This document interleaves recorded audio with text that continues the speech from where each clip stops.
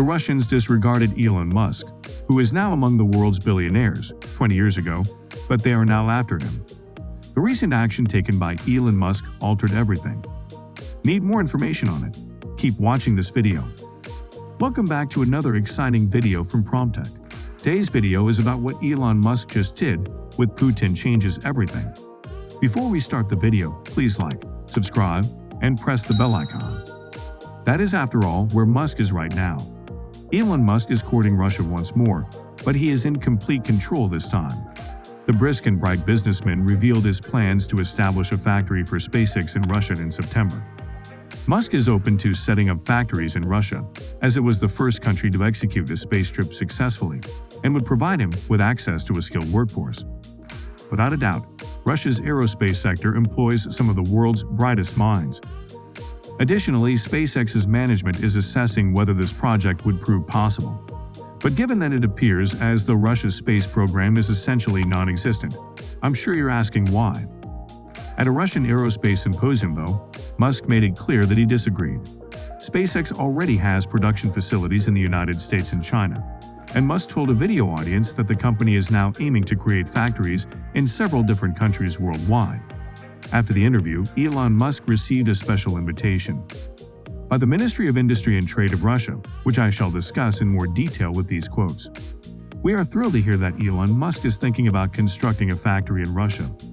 By the way, the state has implemented several support programs for regional OEMs or original equipment manufacturers. Please visit us. We'll discuss it. Additionally, it is a heritage-rich space. The fact that Russia has made very little investment in the electric vehicle market will undoubtedly be attractive to Tesla, owned by Elon Musk. Due to a lack of widespread charging infrastructure, the auto industry in Russia isn't working on any significant electric car projects at the moment, which can discourage customers from buying electric vehicles. Given that Russia has a population of over 144 million people, and that only a few electric car firms are supported by extensive infrastructure, Musk might anticipate Tesla's electric cars entering the region. As we previously stated, Musk has used Russian space technologies before. The first time Musk attempted to invest in the nation's space program, the technology could have gone better. Musk was 30 years old and SpaceX had just been established. He had both time and money, but he needed more resources for rockets. Additionally, rockets were still too expensive in the United States at that time. Due to this, there were few players in the aircraft industry back then. Musk responded by looking east toward Russia, a country that had previously led the space race but had since lost it due to the fall of the Soviet Union. The Russian space program was also suffering from a significant budget deficit and desperately needed funding.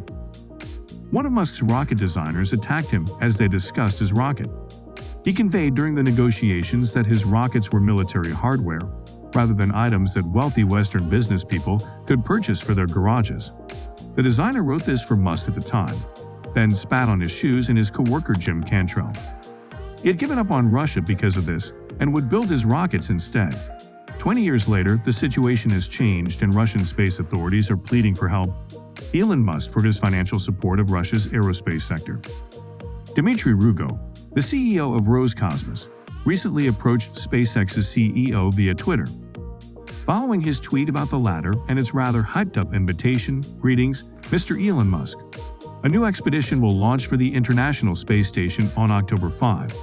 As part of it, we intend to send a cinematographic team from the top television network. It is our responsibility to report human-crewed flights accurately." A second tweet was sent after the first about the enormous emotional toll and ongoing risk that every spaceflight coordinator faces. "You certainly comprehend me, I'm sure. If you are successful, please meet me." They believe that the Rian's ending of the Thread Freak must be out on October 5 at the Beer Cosmodrome, the cosmonautic center of the planet. "I would be happy to meet you in person," he continued. "We're waiting for you. Come." As NASA's press secretary, Regin invited Musk on the same day that TA has claimed that Nelson had received a formal invitation for a meeting from Regin. Jackie McGinnis said that Mr. Once the COVID-19 restrictions were relaxed, Nelson was eager to meet Mr. Regin. It could be more apparent, though, if Musk is interested in speaking about something deeper and more meaningful, or whether Regin is just asking him to show up for an interview.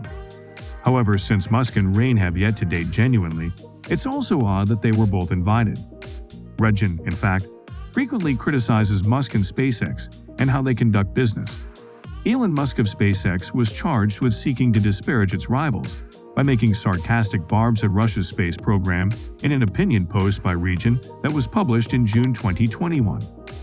Regin has allegedly changed his attitude on SpaceX and other commercial space travel businesses, while employing dishonest, underhanded methods to disparage its competitors.